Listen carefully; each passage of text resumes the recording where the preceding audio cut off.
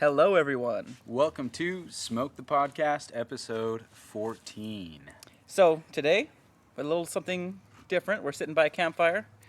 Not sure if you guys can hear the crackling of it, but you definitely will probably hear somebody getting up and throwing a log in there throughout the show. You also might hear some fireworks because it's getting close to the 4th of July as we're recording this. So yeah, you might hear stuff like that and maybe a dog kind of wandering around and stuff.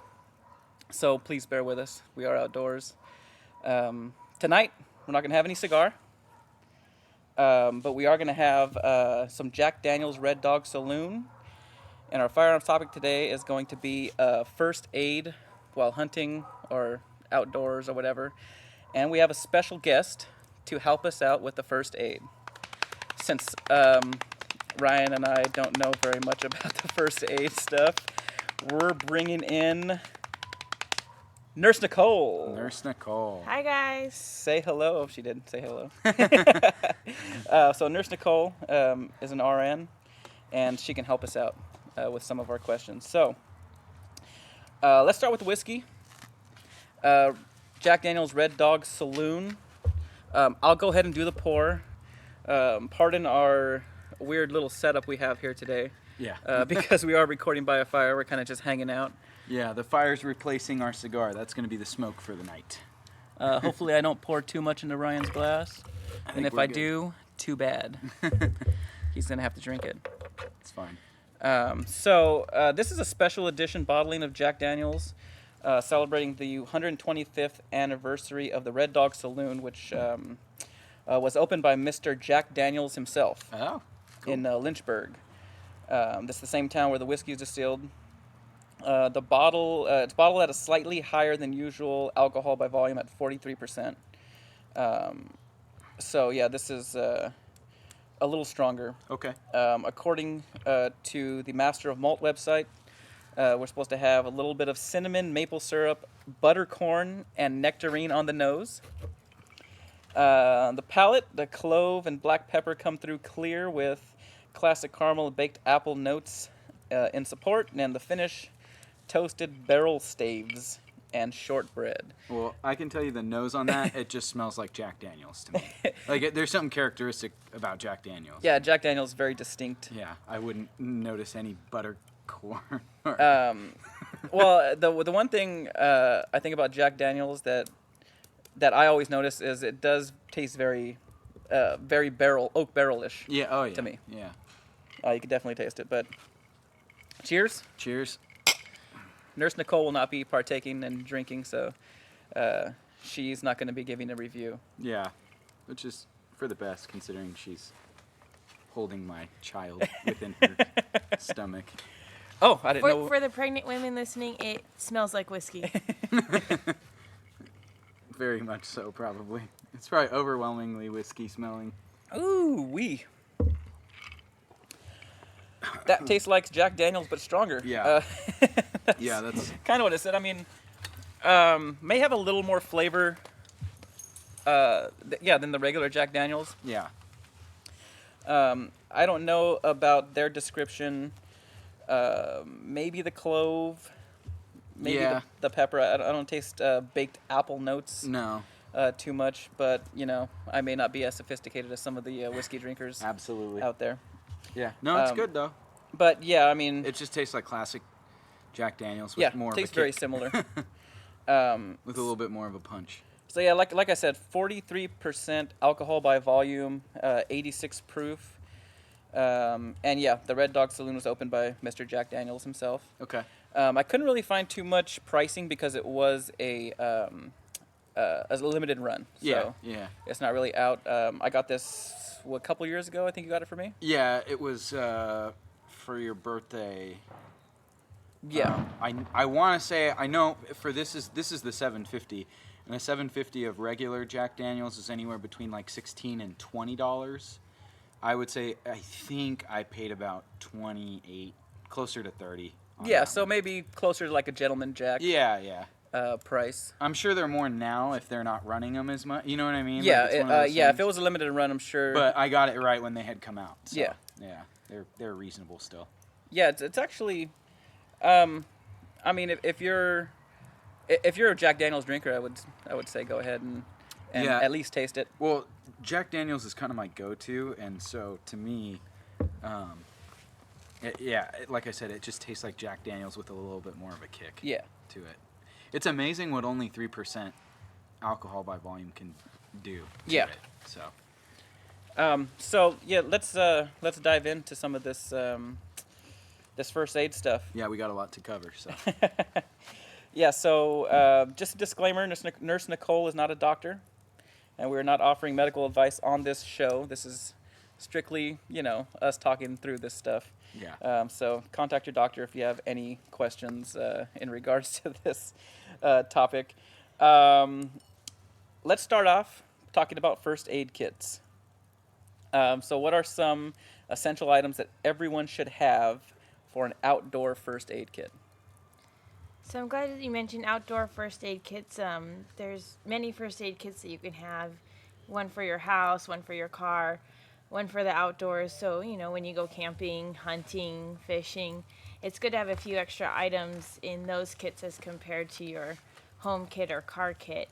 Some essentials that you're going to want are Band-Aids of all different sizes, gauze for larger cuts and wounds, some basic medications, Tylenol, ibuprofen, Benadryl, probably some antiseptic, iodine, peroxide, alcohol if you're crazy. Why is that? If you don't mind the burn. If you don't mind the burn, okay. So you really want to feel it. Alcohol is not bad for you. It's just if you can handle it. Yeah. Is that pretty much what you're saying? Yeah. Okay. Maybe some antibiotic ointment, and then you're gonna want a few extra items like steri strips or butterfly bandages, and those are really good to close up deeper cuts and lacerations when you can't get to a medical facility within the next few hours. What about like a sterilized staple gun or things like that? Yeah, if you want to get a little bit more intense, you have a little bit more experience with some medical supplies, a staple gun is good. We typically use those for head injuries, which can be common if you're out hiking and something falls on you or you trip and fall on a rock. Some basic splinting, triangular bandage,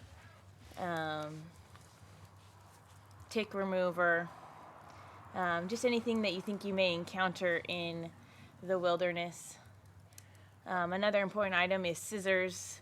Not a lot of people think of that, but it's good if you need, you do need a good pair of trauma scissors in case you need to, remove clothing items or even fasten your own makeshift bandage out of the items that you do have available to you. Yeah, that's something that you don't really think about too much. Yeah. Well, I know, like, from a tactical point of view, just Uh-huh. because I know everything that we do is typically more focused on the shooting sports side of things. A lot of the guys carry them with their IFA Yeah, the carries, IFACs. or IFACs, yeah. And the reason for that is they got to cut through plate carriers, they have to cut through belts and combat gear and things like that. So I have a set in my personal first aid kit that I carry with me. Yeah, I would think most people that are in shooting sports are a little more familiar with that. Yeah. And maybe not so much the people that are outdoorsy But I in mean, general. if you think about it, if you're out camping, you typically, or fishing, for example, like you have a fishing vest on, you're carrying, like you might have waders on, you might have something that's not very easy to get off. Yeah. And so, having the ability to cut through all that thick material is kind of a benefit as well. Okay, so what about important first aid items for shooting sports? Shooting sports specific ones. Something to stop, I guess, a little more heavy bleeding, or you have anything in mind for that? With shooting, of course, comes the risk of gunshot wounds. Those we definitely recommend seeking immediate medical care for. Those are not something you can handle on your own with some bandages. Yeah. I mean, maybe if you have a graze wound, maybe, if you're lucky.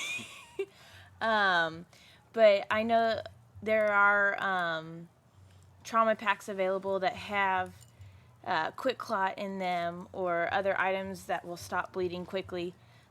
pressure bandages, anything like that. Your main focus with gunshot wounds is just going to be control the bleeding as best you can until you get to a medical facility.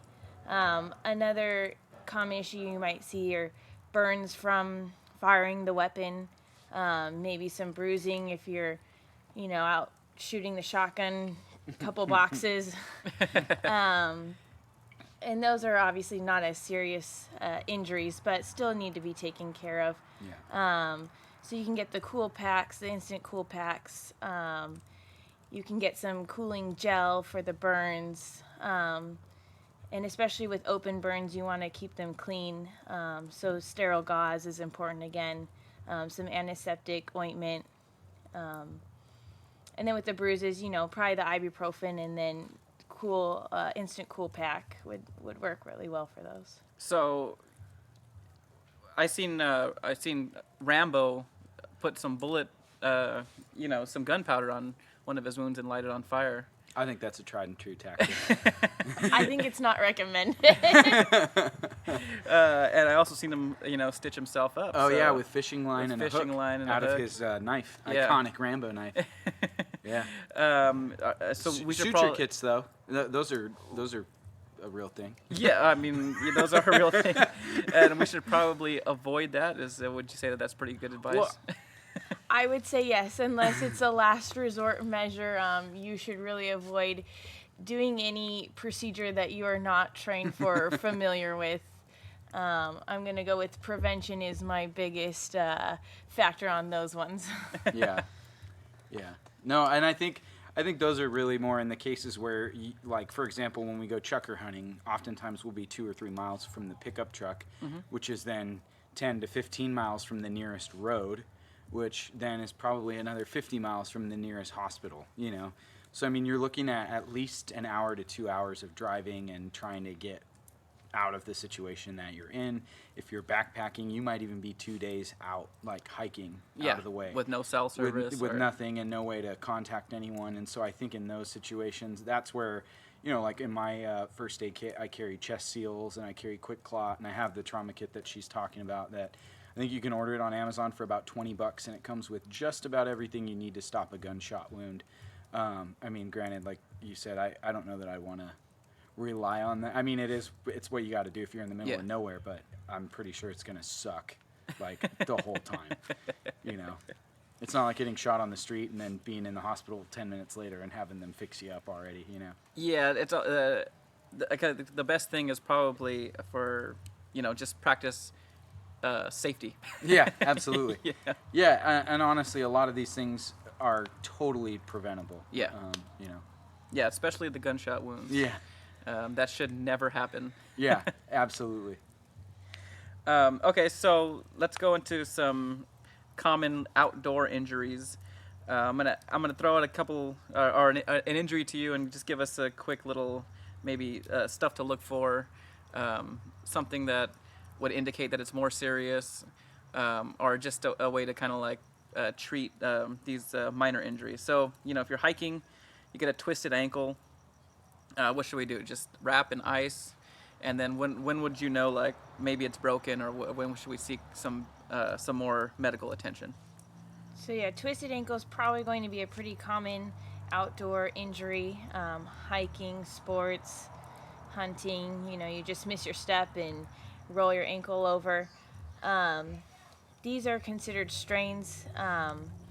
So most important thing to do for these is compression. So if you have tall hiking boots on, that go up past your ankles, best thing to do is probably just keep those boots on, tighten them up a little bit more, and that'll keep some good compression on the injury there. If you don't, the next best thing is an ACE wrap. Get that nice and tight, not so much that it's cutting off your circulation. You should be able to still feel your toes, not changing colors, not looking blue. Not tourniquet tight. No, we don't want to stop the blood flow. Feet are important. But just keep compression on that area until you can get it examined by a doctor. Ice, rest, elevation, those are all good for those injuries. We call it RICE. So RICE, rest, ice, compression, elevation. If you can bear weight on the ankle that's effective, then yes, try and hike out as best you can. If not, make some makeshift crutches, get the weight off that ankle. Of course, any severe pain, you want to get it checked out right away. If not, see how you feel in a day or two.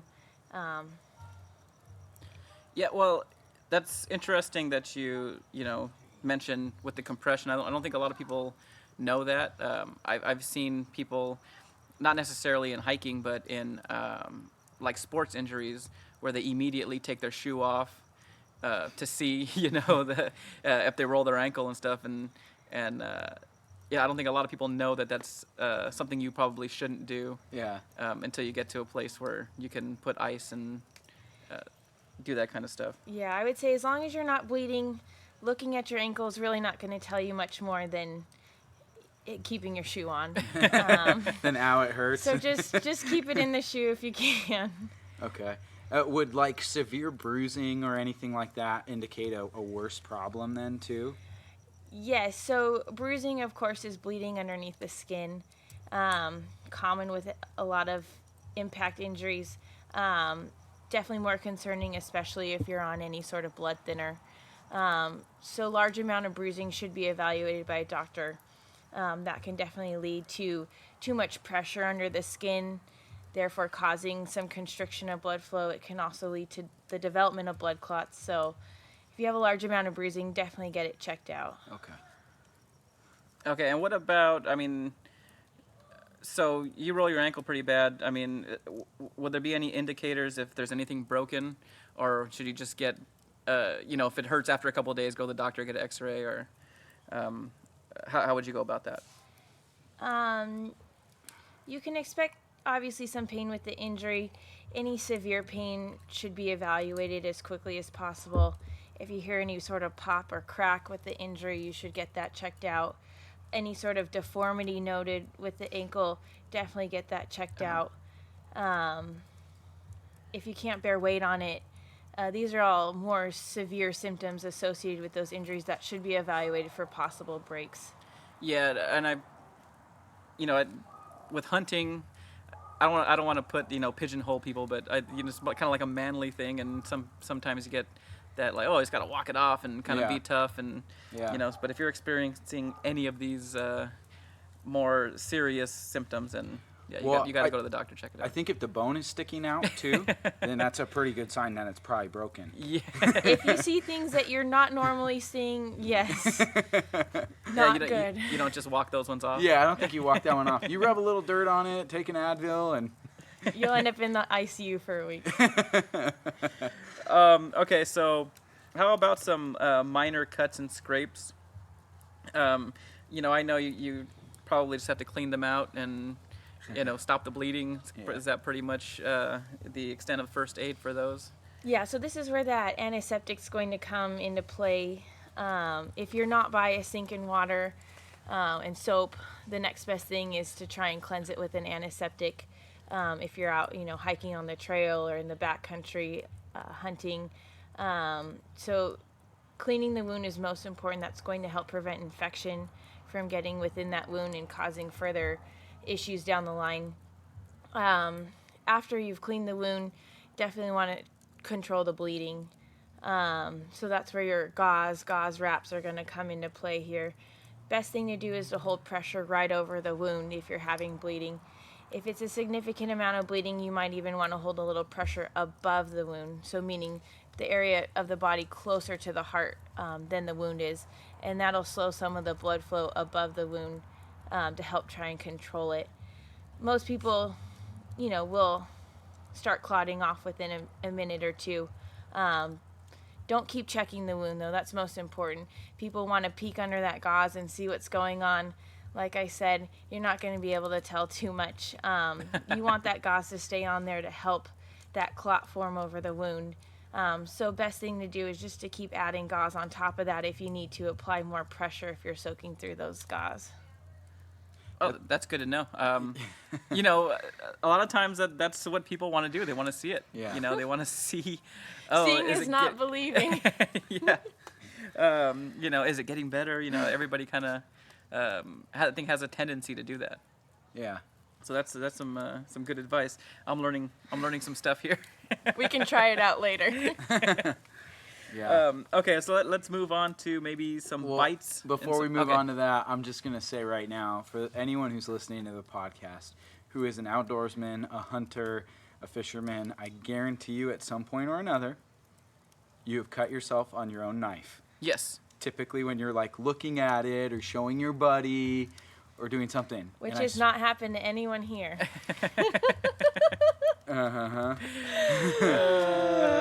Yes. Yeah, but that's a very common injury, I'm guilty. and I speak from experience. I'm guilty. And I'm guilty too. I think you're the most guilty, to be honest. Yours you is ha- very intentional. Mine was, mine's You have a lot. sucked. Yeah, I think you have more stories. You only have one. No, Or I've, is yours- I've cut myself a few times. Is your one story just so great that it seems like it's more than one? No, I have a few. Well, we'll have to tell that story in a different podcast. Those are from a different podcast.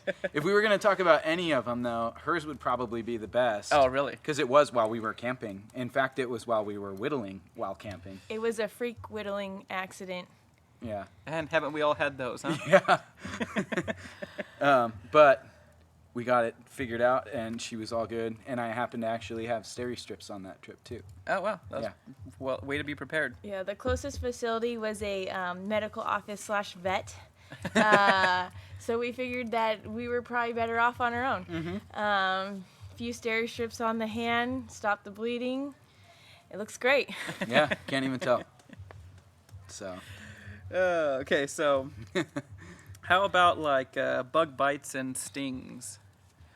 So with this one, I'm gonna go with my golden rule of prevention. Most common mosquito bites. Some people have some bad allergic reactions to them, so if that's you, just wear bug spray. They come out during the day, they come out at night, just wear bug spray. Same with animal bites. You know, all animals need to be respected. Be aware of your surroundings. Be aware that you're in their home, their territory. So just, keep your eyes peeled. Give them their space. Don't try and get close. However, these things do happen. So most common for mosquito bites and most bug bites is, the itching, the swelling that you get from them. So just a hydrocortisone cream on that. Some oral Benadryl or even Benadryl cream. And that'll help take care of the symptoms. And then, unfortunately, it's just a waiting game from there. These things can get infected, so keep an eye on them. If they're getting bigger, more red, more swollen, if you have fever, you need to go to the doctor, get some antibiotics. And don't scratch. Don't scratch. That opens up the skin and allows more bacteria to get in there, and like I said, it can cause infection. okay. As far as the mosquitoes go, we can attest firsthand to our dove hunting trip last year. The dove opener was terrible, and it was the year before there were no mosquitoes. There was nothing to even worry about out there, and so we just were like, we're not going to take bug spray because we didn't have to deal with them last year. Well, then, we kind of regretted that very quickly. I think I ended up having well over 50 bites just on my back alone. It was bad. Yeah, you had a ton of bites. Yeah. It was pretty crazy. Yeah. So prevention, absolutely. So I have a confession to make.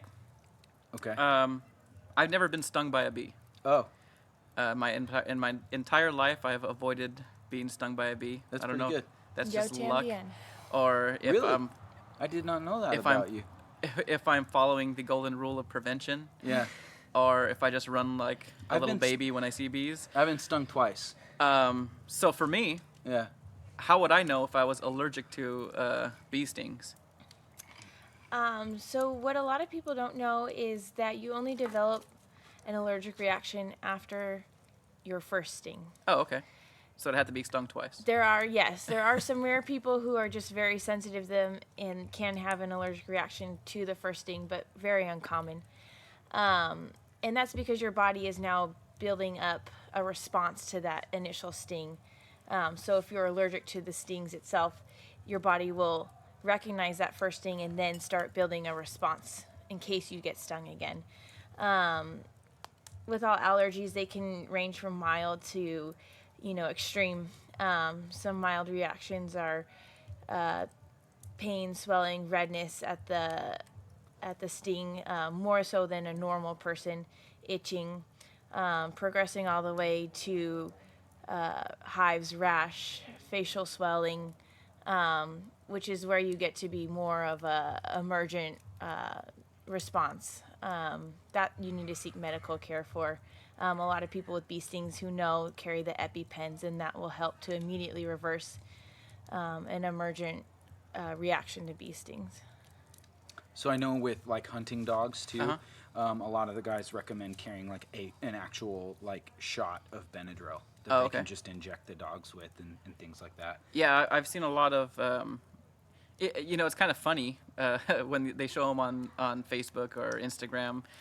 These posts of dogs that got stung by bees because their faces are all swollen, even though I don't Yeah. think the dog probably doesn't think it's that funny. Yeah. But, they're like kind of meant to be cute. Yeah. I didn't know you can just give Benadryl to a dog. Yeah, and for humans, I mean, most of our drugs, meaning medication, are weight-based. So, humans, it's 1 milligram per kilogram. So, kilograms about 2.2 pounds. Where dogs, they can actually receive a lot more per their weight. You're actually looking at 1 milligram per pound for dogs. So, with a maximum dose usually of about 50 milligrams. So, you can definitely dose up for your dogs. Oh, it's good to know. Yeah, that is good to know. Okay, so for all the hunters, if you've trekked miles and miles and miles looking for whatever you're looking for, you've probably encountered blistering. Is there anything we can do for blisters besides not walking? The golden rule of prevention. But yeah, this you're going to come across no matter how hard you try sometimes. Everybody, including myself, we want to pop them, right? We want to pick the skin off of them. The best thing to do if you're out is leave them intact. Okay. And that fluid that builds up within the blister is actually acting as a protective layer from the injury underneath the blister. I know that they will pop on their own sometimes, and that's just the nature of the injury. But if you can leave them intact, that's your best bet, especially while you're out in the wilderness and can't receive care for them. If they do pop or if they get too large, you just want to make a small pinpoint incision just to drain that fluid out, doing your best to keep the skin intact over top of the blister. And like I said, that's a protective layer, preventing infection from getting into that wound. So I know Teddy made a comment earlier that both he and I don't know a whole lot about first aid. Uh-huh. That comment was actually false.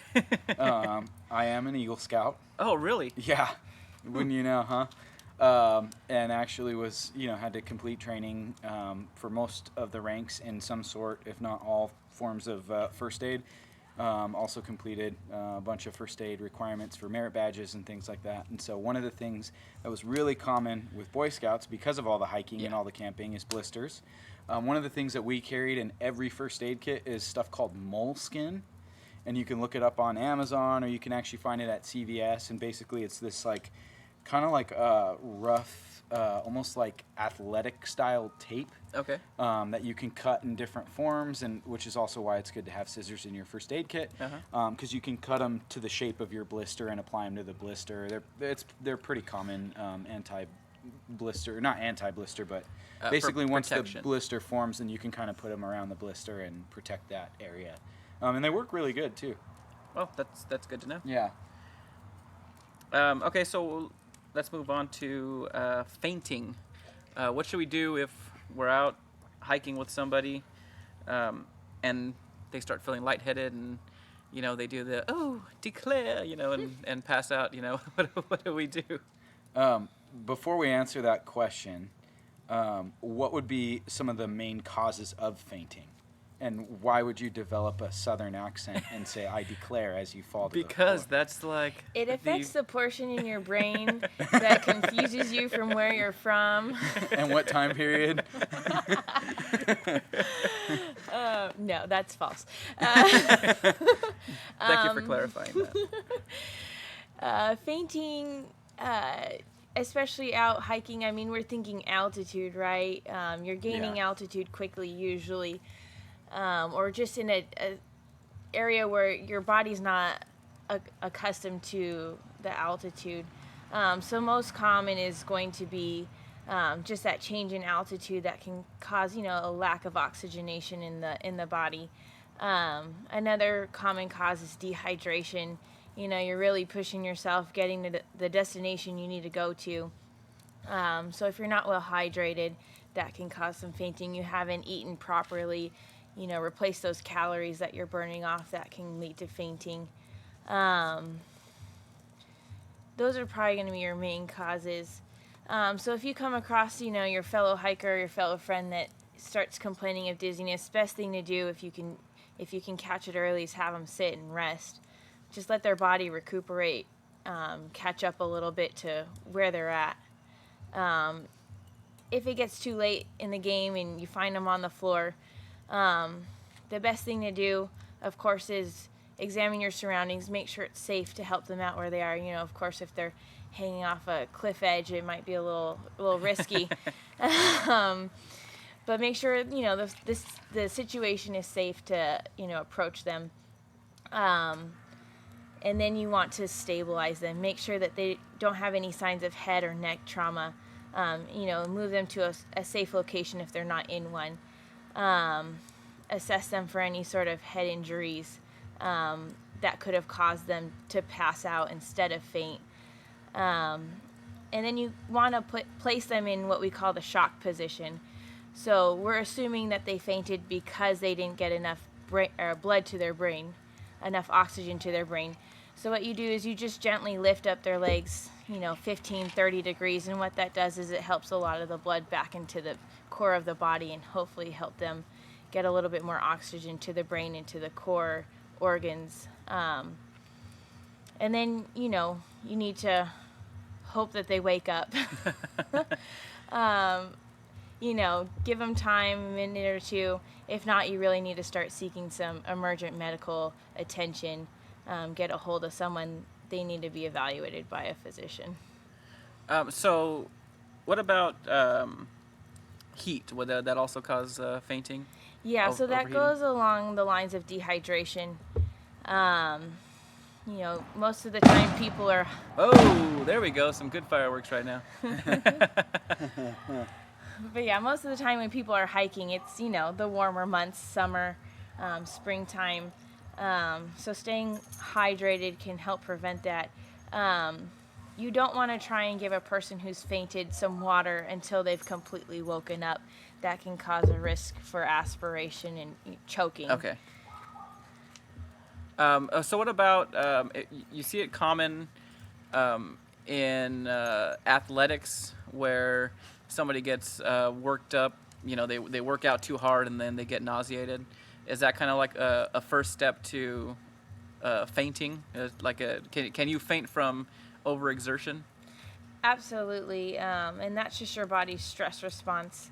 Dehydration to heat stroke, it's a spectrum of, progression towards, dehydration is on the lower spectrum, whereas heat stroke is, the most severe. And that all goes, a combination of lack of replenishment of fluids with the heat, with the overexertion.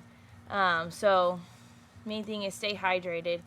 If you start having cramping in your muscles, that's your body telling you you've used too much and you need to replenish. If you start having nausea, vomiting, that's kind of the next step of heat exhaustion. That's definitely your body telling you you need to stop, you need to rest. With that can come lightheadedness, dizziness, excessive sweating. And if you progress all the way to heat stroke, that basically counteracts your body's ability to regulate its temperature. So you'll see patients come in with high temperatures, 106, maybe even above, because their body just can't regulate anymore. It can't function. And with that, you can see more lethargy, even, loss of consciousness. Okay. So basically, what you're saying in the era of prevention, if you start feeling kind of jacked up, you should probably slow down and stop. Like that's your body saying, yeah, knock it off. Yeah, always listen to your body. Your body knows more than you. It's trying to keep you alive. So You know more than yourself. Okay, so let's say it doesn't have to be from fainting, but a slip and a fall or something, and fall, and they hit their head. Somebody in your group. Ooh, I have a good one on that. While out backpacking with an uncle of mine and my father, we were up in the high Sierras. He went to go underneath this fallen tree, and there was a branch sticking out that you couldn't really see until you were on the other side of it. And as he walked underneath, he was wearing a baseball hat, and it literally hit him on the. Actually, no, it wasn't with my uncle, but anyways, it was. We were out backpacking, hits him on the head, and literally cut my dad's head like. I don't know. I would guess probably 1.5 inches long cut. So, okay, like a cut. Oh on yeah, top like of a full-blown laceration. And in my opinion, he needed stitches. And now that I remember, we were actually with a friend's dad, and he like really wanted to fish, and we had just gotten there, and he was like, "No, I think it looks good. I think it's okay. We just hiked like 7.5 miles back here with full packs and everything else." And my dad's like, "Well, what do you think?" And again, being an Eagle Scout, I was assessing the situation and was like, "Yeah, it doesn't look good. I think you should go see a doctor." And but yeah, no. So head injuries are actually really common. So I mean, and even beyond that, beyond the bleeding and stuff, you have concussions and brain potential damage to your brain. How do we assess those when they first happen? So you want to try and determine the mechanism of how this injury occurred. If the patient, I'm sorry, I use that because I'm a nurse. If your friend or family member, whoever's down, you want to figure out maybe how they got injured, kind of piece it together. Did something fall on their head? How big was it? Where is their injury at? How big is the injury? When was the last time we saw this person? Were they supposed to be miles ahead of us, or were they just around the corner? That'll give you a better idea, a better picture of maybe what happened. Knowing a little bit of, their medical history can also help. Like I said, if people aren't blood thinners, you're at much higher risk for any sort of bleeding with an injury. So just trying to determine maybe what happened can give you a better idea of where to go from that. Hopefully they do wake up quickly from their injury, and then you can kind of assess their orientation, meaning are they speaking clearly? Do they know who they are? Do they know where they're at? Do they remember what happened? And those are all good indicators, if they're responding appropriately, that the damage is not too severe. If they're not responding appropriately or even at all, they need to seek immediate medical attention. That could be signs of severe swelling within their brain or even bleeding within their brain from their injury. Most commonly, though, people may suffer a concussion from head injuries. And those still need to be evaluated by a doctor. We can't determine that it's a concussion without doing the proper testing from a doctor. So with that, you can expect some nausea, vomiting, headache, a little bit of fogginess and confusion, but those symptoms should stay rather mild. Like I said, bleeding or swelling in the brain can indicate, much more severe symptoms along those channels. So Ryan, when that injury happened, was a concussion considered also? No, and I think the reason for that was because he when my dad described it, I think he described it, if I remember, it was so many years ago, but like that he had like smacked it or like just kind of scraped the top of it. Okay. And it was more like a scratch or something else. But that's something to be aware of too. Like assuming, let's say we've had to crawl through some pretty like crazy and tight rock formations and things like that, and you go to stand up and smack your head on like a rock ceiling if you're in a cave or things like that, or if you're rock climbing, head injuries too, like if you fall and smack your head up against the rock surface. In that particular case, no, it was a lot more about the laceration, and it was crazy the amount of blood too that like I mean, he just like bled all over the place. But yeah, we got the bleeding stopped, and the mosquitoes are super bad up there, and they just like wanted that like cut. It was crazy. Oh, I just that's remember so my gross. dad like complaining. Well, and it was crazy because that same trip, literally, we were acclimating. So we were at base camp acclimating, and I was in the river trying to retrieve a trout that had got tangled up in a log, and I was trying to get my line, and I slipped and sliced my foot open. Oof. On the side where the toe, my small toe's out on my left side, and I cut it pretty deep too. And so the whole first day we were hiking in, I was having to change out my socks every 30 minutes because no matter what I did, I just kept bleeding through it. So always bring extra socks. bring extra socks. Bring and extra then, undies. that's always helpful too. But yeah, we were both pretty injured that trip. It was to the point where I was almost gonna stay at the base camp for the 3 or 4 days while they were gonna backpack, and I'm like, you know what? No, I'm gonna go. And that was just not a very good trip for the Evero men. Well, moving on from head injuries, we added this last one so that Ryan can mention that he was an Eagle Scout, and it turns out that he mentioned he was an Eagle Scout Twice. way before. Oh yeah. Well, you said I hadn't mentioned it in a few episodes, 'Cause so I needed to make sure. He just couldn't wait. So, Yeah. Ryan, Yes. can you tell us how to remove a fish hook?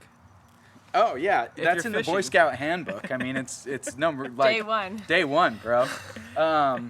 So one of the best ways to remove a fish hook. So okay, here's the thing: if you get fish hooked, then like there's something wrong with the way that you fish or the person that's next to you is fishing. Well, I will say it's very common in fly fishing.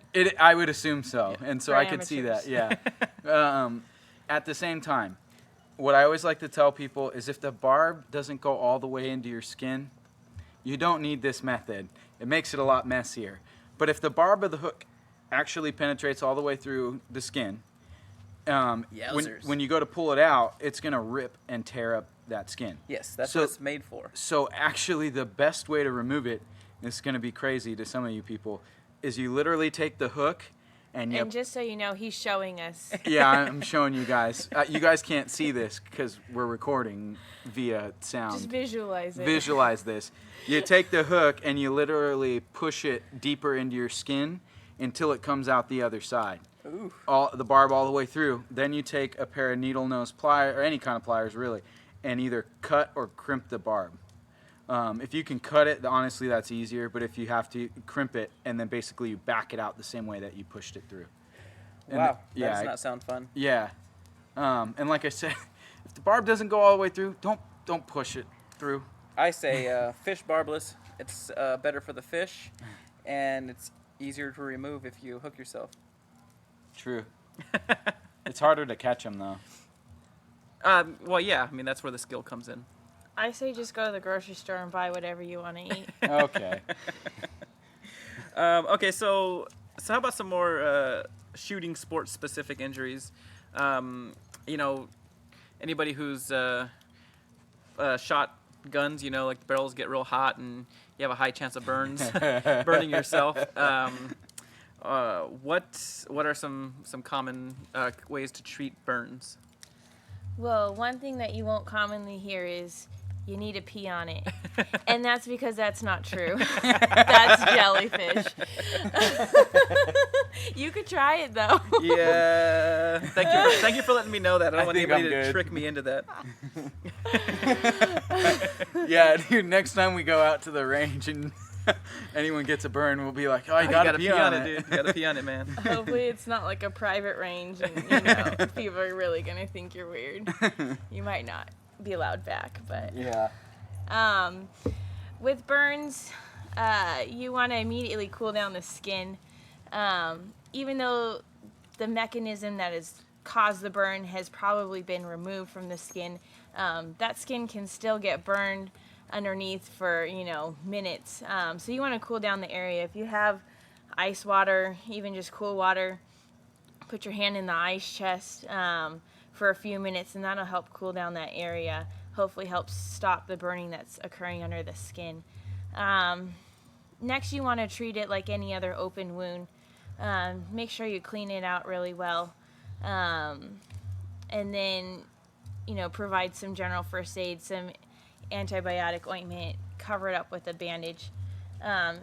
any sort of burns that are deeper under the skin, you're seeing some tissue, those need to be evaluated by a doctor, especially if they are large in size. Okay, and so for burns that they start blistering, you pretty much follow the same protocol for other blisters. Yeah, it's kind of nice once you learn some basic first aid. It all kind of correlates together. Blisters are blisters. Treat them like blisters. Scrapes are scrapes. Okay, so what about you're shooting your shotgun all day, you got a nice little bruise on your arm, or If any of you have gone out with Nicole's father, my father-in-law, I promise you will have a bruised shoulder, no matter what. Shooting that bullpup Kel-Tec with 3-inch Magnum slugs. sounds like fun. It's like the first 2 shots are fun, and then the next 12 are kind of rough. Gotta just be a man, though, You right? got to man up. Hey, I did. Yeah. Then don't complain. So Number 1, don't complain. is there anything to do for bruising? Maybe just ice, or that would be my first thing. Yeah, bruising is just a symptomatic treatment. Ibuprofen, some sort of anti-inflammatory medication. That'll help with the pain as well as the swelling associated with it. And then, just some topical cooling measures, ice pack, if you can, about 20 minutes, and that should also help relieve some of the pain and swelling. Don't poke them unless they're your husband's, then you can poke away, watch them cry a little bit. That never happened. I'm gonna say prevention is probably the golden rule. Would Golden probably rule, apply prevention. here. Yeah. You shouldn't be getting bruised that bad. Just don't shoot if it hurts that much. In all honesty, though, like some of those big guns, you can shoot all day and not really notice it while you're shooting until you get home. Because it's pretty funny. We've gone to the range before where both her and I have been like, we shot, a couple rounds of trap and skeet and everything else, and you come home and you're like, oh yeah, that wasn't that bad. And for whatever reason, like later in the evening or the next day, you wake up and you're like, oh man, my shoulder's pretty sore. But yeah, no, there's nothing wrong with using recoil pads. There's nothing wrong with adding the rubber butt plates and things like that. Do what you got to do to be comfortable. Well, I would say the worst bruising I've ever gotten from shooting is hunting. And I think the reason why is... You missed all of them? Well, I would say it might be related because when you pull up on a bird really quick, you don't always put it flush against your shoulder. You sometimes, jerk the trigger a little too quick. And right on my upper arm where I didn't shoulder it good, I kind of like got my upper arm, the butt of the shotgun in my upper arm and pulled the trigger. And that would be a reason probably why I missed, because I'm not looking down the barrel. Right. And that would also be a reason why I had a nice bruise. And if you do that maybe twice, that's going to hurt. Well, and then back again with prevention. Yes. Having a stock that fits you is probably pretty important. I'm a shorter statured guy, so having some of even just a stock, just the standard stock that comes with a shotgun, oftentimes the length of pull on that is too long for someone my height, and so I actually need a shorter stock typically. And so I can tell you right now, the stock that is on my current hunting shotgun's too long. I intend to replace the stock this season. But yeah, you're absolutely right. You go to pull up quickly, and you don't have enough time to actually seat it on your shoulder, so you're hitting your upper arm. I've even had it hit kind of near my cheek and things like that as I'm trying to point. And yeah, that's one of those things where you just got to be cautious about the gun that you're using too, and make sure you're using something that fits you. And that's probably where drilling comes into play, and good mechanics, things like that. Practice. Practice is also probably a good prevention measure. Yeah. So let's move on. These ones seem...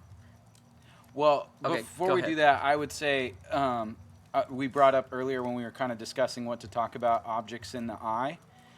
There's not much you can do for that, as Nurse Nicole informed us earlier. But I do want to just make a note. Always wear eye and ear protection Yes. when shooting. Prevention. Prevention. That literally, like, that is probably more important than any of the things that we've talked about for shooting sports. Eye and ear protection. I agree. Yeah. Life protection.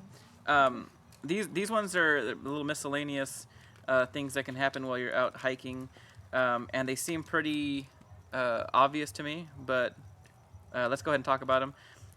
What do you do for dehydration? In my opinion, you hydrate, replenish fluids, and when should you seek medical attention? So prevention, drink fluids often. This goes along with listening to your body. You're out hiking, it's hot, you're thirsty, drink water, and always bring more than enough water than you think you'll need. It's even helpful. I know this doesn't go along with first aid, but maybe even just, hiking or camping safety. Have a small water purifier with you in case you run out of water. That way, in case you come across a stream or something, you can replenish your pack. Without Giardia poisoning. Yeah, without suffering down the road. Diarrhea is a serious thing. And that will dehydrate you. Yeah, further dehydration. So yeah, just listen to your body. If you feel thirsty, if you know you've been sweating a lot, take a few minutes, stop, guzzle down some water. Also, the electrolyte drinks, Gatorade, Powerade, all those natural ones they have now. Those are really good to take along with you. Those will replenish your electrolytes, like your potassium, sodium, that are really important with muscle function. So yeah, just listen to your body. If you start feeling too overheated, that's when you really need to stop and cool down. Put a cool wet bandana on your forehead, on your back. Dump a little water on your head. Just listen to your body and, follow those rules. Yeah, that makes a lot of sense. I think we all know when we're pushing ourselves a little too hard. The one thing that I would note, just because I've just experienced it, like in cold weather, a lot of the times you don't necessarily feel that you're dehydrated. Yeah. That's one of those ones where I think you have to be a little more vigilant about just remembering to drink water. Yeah, just drink water, drink Gatorade, drink something. Yeah, especially for the bird hunters, and I think big game too. It's all mostly done in the wintertime. Yeah, well, and where I've noticed it the most is like snowboarding or going up to like Big Bear, things like that in the winter. You're out doing stuff and hanging out, and or we'll hike with the dogs and things like that in the snow, and because it's so cold and everything else, you don't think like, oh, I probably need to be drinking a lot of water right now, Yeah, you don't feel it. And yeah, quite you as don't. much. You really don't. So yeah. And I'm glad that you mentioned, if you're hiking with your dogs, remember, they need water too. So if not, maybe more frequently than you do. So frequent stops, give them lots of water. Dogs cool off through their paws and through their mouths. So, get their paws wet. Make sure they're drinking plenty of water along the way, because they can overheat just as easy as we can. Yes. Yeah, that's good. Okay. So the next one, altitude sickness. If you're up in the high altitude, my thing is, well, just get to lower altitude. But if that's not possible, when does altitude sickness get serious, and when should you seek medical attention? And is altitude sickness like a real thing? I mean, like, I know. Sorry, I know it can be, but I do feel like sometimes people like go up to the altitude and just like blame it on that. I don't know. I've heard that it can be like somewhat of a wife's tale.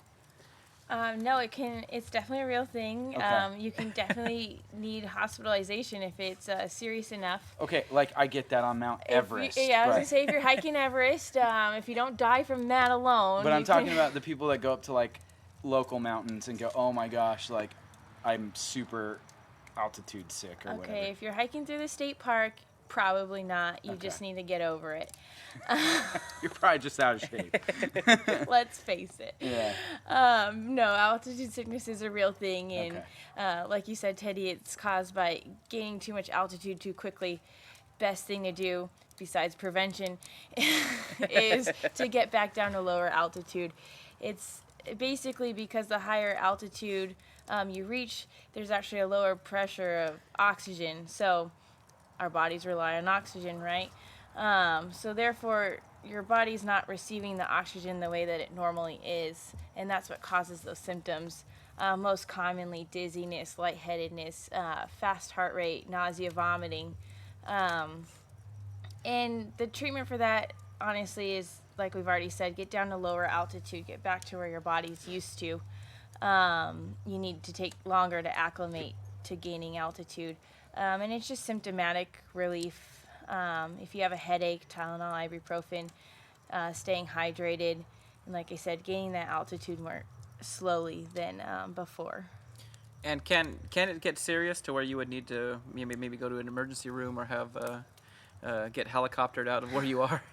It definitely can, but those are very extreme situations. Like we said, maybe climbing Everest. I don't think any of us casual people are going to be gaining that much altitude that quickly. It's just not really going to happen. Yeah, that makes sense. I will say, smoking cigars in high altitudes is not always the best idea. Let's talk about that. It sounds like there's a story. Well, this time I was backpacking with my father and my uncle, and we were up pretty high in elevation. I would guess about 8,000 feet elevation.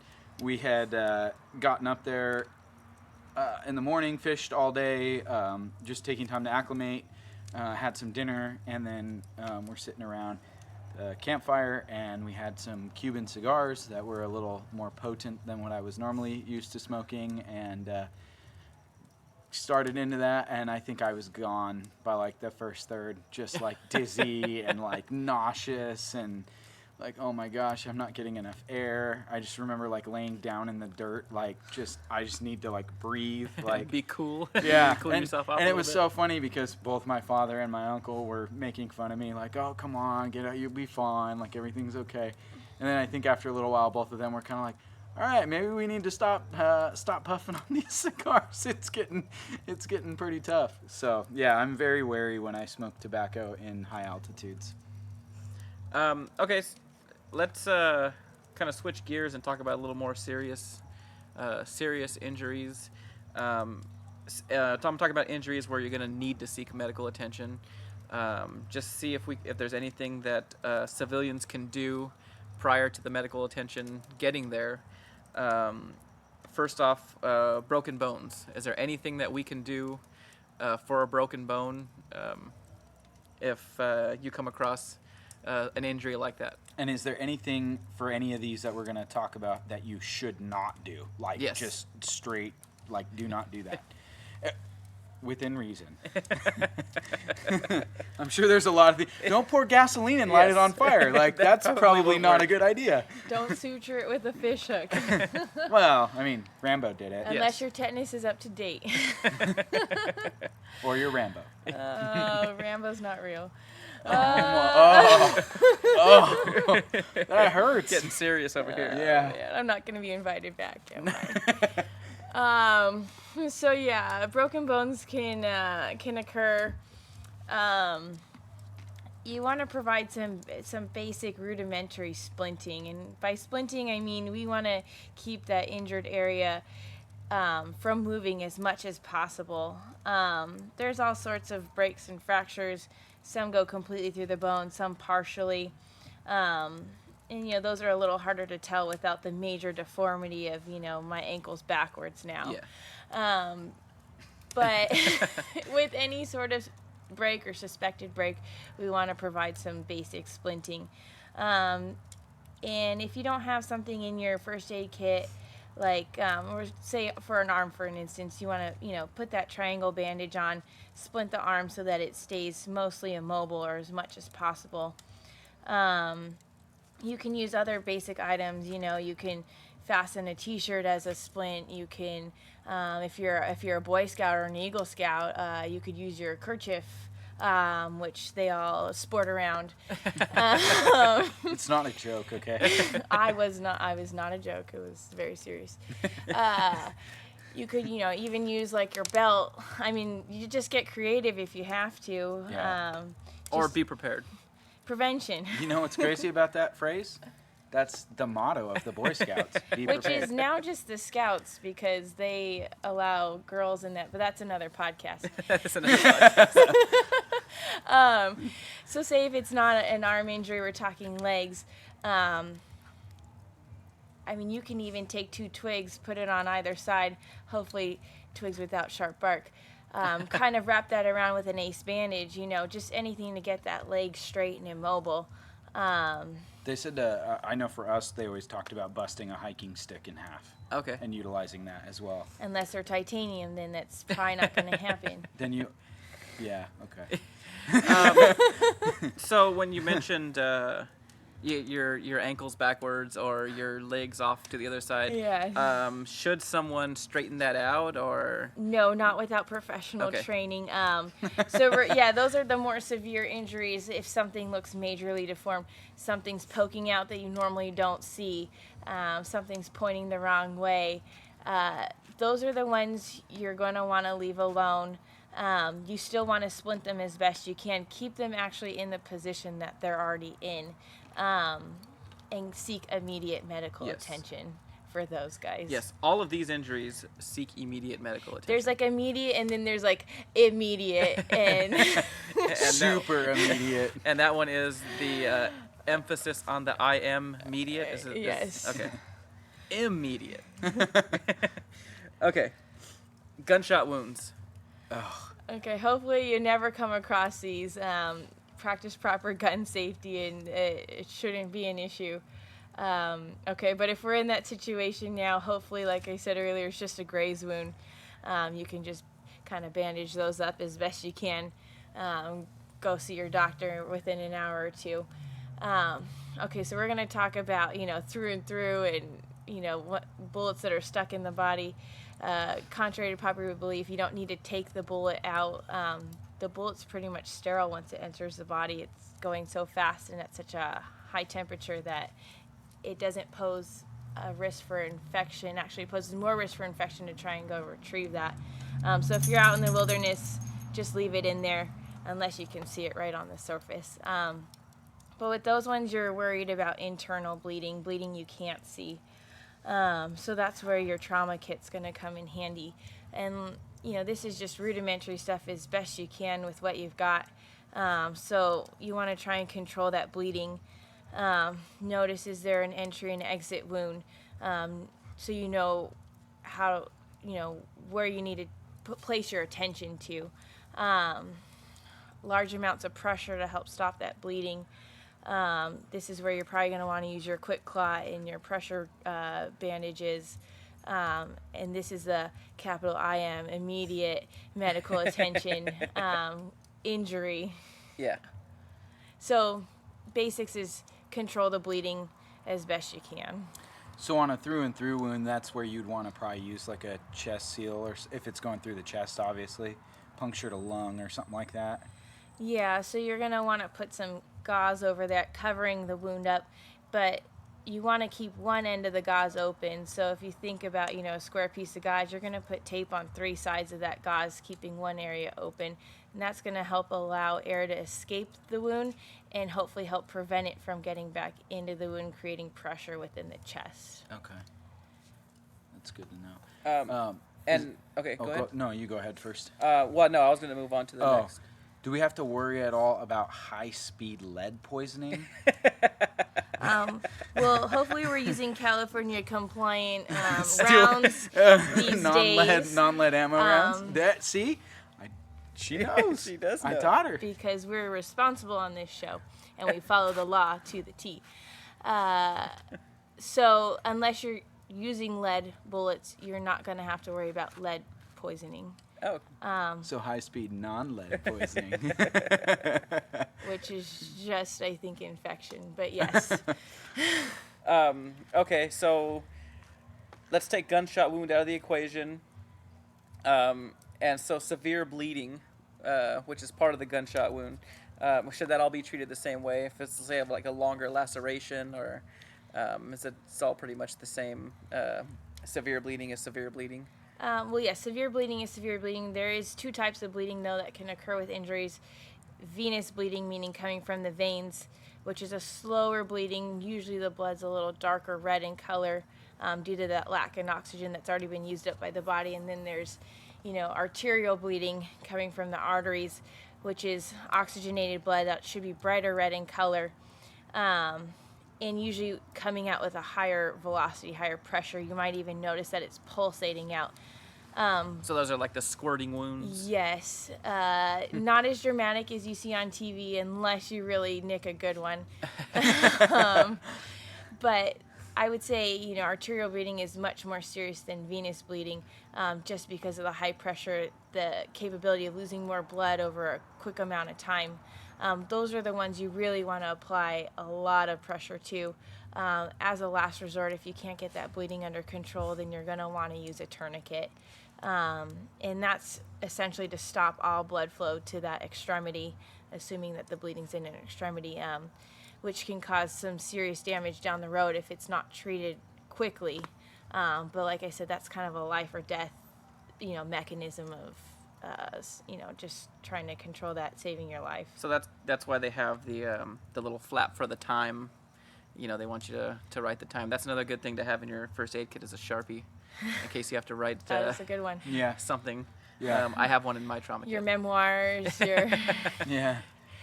Tell my wife I love her, that sort of thing. No, I carry a tourniquet as well. And yeah, mine has the slot for the time. And, it's really funny too. I actually carry the little instruction manual that came with the trauma kit and the tourniquet. And the reason for everyone's, I had a couple buddies like, well, why do you have all the instructions in here? I thought you were Eagle Scout. Don't you know all this? And I'm like, well, yeah. I think even someone who's trained, when you're in a traumatic situation like that, or in a situation where a life is at stake or safety is at stake, you can try all you want to not panic. Yeah. But you might be in a situation where all of that just goes out the window. Yeah, you could never train for you can't panic. think oh my gosh, I just got shot in the arm. I have to stop the bleeding. What do I do? And so I keep that with me. Or in case I go down and I'm unresponsive and someone doesn't know first aid, now they have that booklet and could go, okay, I can at least attempt to try and do something. Okay, so usually, I'm just going off of movies and TV shows, my favorite. yeah, those kinds of things. What happens if you have severe bleeding and you're trying to fix that up and the patient or friend or whoever it is starts going into shock? What is happening? What is shock? And is there anything we can do for it as untrained civilians? So yeah, there's all different types of shock, but the one that we're talking about here is hypovolemic shock. So meaning you're losing volume, blood volume, fluid volume within your veins, within your arteries. You're not getting pressure and oxygen to your vital organs.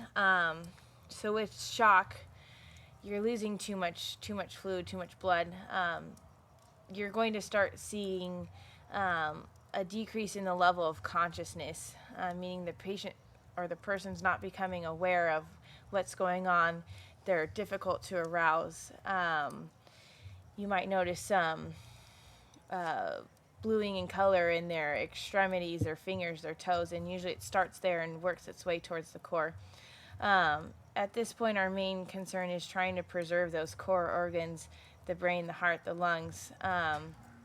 So like as I mentioned earlier, the shock position, you want to raise up those legs, and that helps the blood flow return back to the core of the body. Of course, apply pressure to the wounds, try and control that bleeding as best you can. If there's a more immediate, then this is like the ultimate immediate. You need to get that person to the hospital ASAP.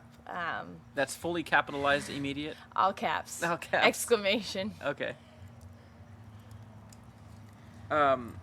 So, kind of closing out a little bit, is there anything that someone who's untrained should not do that you could think of in a serious, one of these serious injuries where they have to seek medical attention?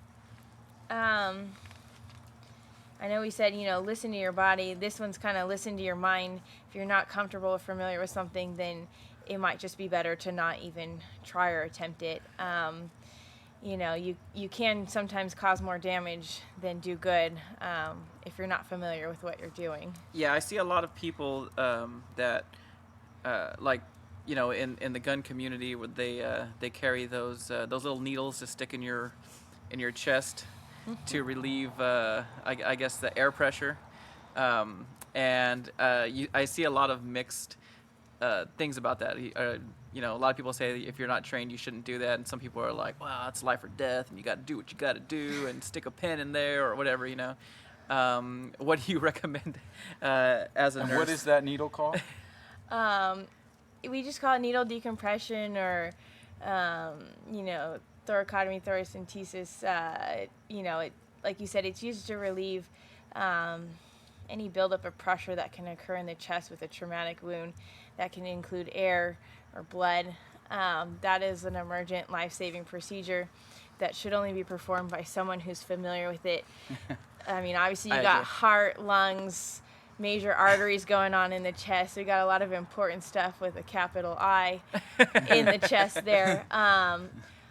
However, you know, I would recommend that, yeah, maybe you do carry that in your first aid kit, and here's why. You might not know how to do it, but maybe someone in your group does, or maybe someone comes along and does, that they can, you know, use it for good, and not you. So I would say it's better to be more prepared than less prepared. Don't try and perform it if you're not familiar with it. If you haven't at least watched like 100 YouTube videos on it, if you haven't attended at least like, you know, 12 credits of medical school. But yeah, maybe someone will come along that can just save the day and, you know, use that equipment that would benefit you. So I would say, yeah, bring it along. And then I know we touched on this a little bit throughout the episode. We're going to deviate a little bit here. But there's, you know, most of the guys that are out hunting, especially upland game, are going to have dogs with them. Are there any, like, dog-specific items that you would say carry? I know you're not a veterinarian, but, you know, both of us, you know, being dog owners, having my dad who owns a hunting dog, are there anything that you would say, like, absolutely carry that would be helpful if you have a dog? Yeah, I mean, I would say that a lot of the injuries that could occur to you can also just as commonly occur to your dogs or whatever else you take out hiking, your cat, your iguana. I don't know, so there's some weird stuff out there. But, you know, just the same thing, gauze for any sort of wounds, abrasions. You can use the staple gun on a dog. You can use some topical antibiotic ointment. All the antiseptics are still safe for dogs. There are certain medications that humans can take that are safe for dogs. Off the top of my head, I know we talked about Benadryl, but you can definitely research those online. That way, you know, you have dual purpose for, you know, whatever's in your kit. We joked about having a tick remover. That's going to be excellent for dogs. Yeah, I would say tweezers. Tweezers and a tick remover. I've seen a hunting dog in action, and those dogs are fearless, and they go head first into bushes and anything. Yeah. Needle nose pliers, too, are really good to have in a first aid kit. Or even a multi-tool. Yeah. To be able to pull out things that maybe the tweezers aren't necessarily strong enough to get out, like porcupine quills or some of the big cactus needles. One of the things, so we actually built my father a first aid kit for both him and his dog for Father's Day. Because he loves the dog more than he loves anything. That's actually that's pretty accurate. Pretty true. I've been around him and his dog before. I hope when he listens to this, he knows that we're jokingly saying that. Wink. And we hope he knows that we love him very much.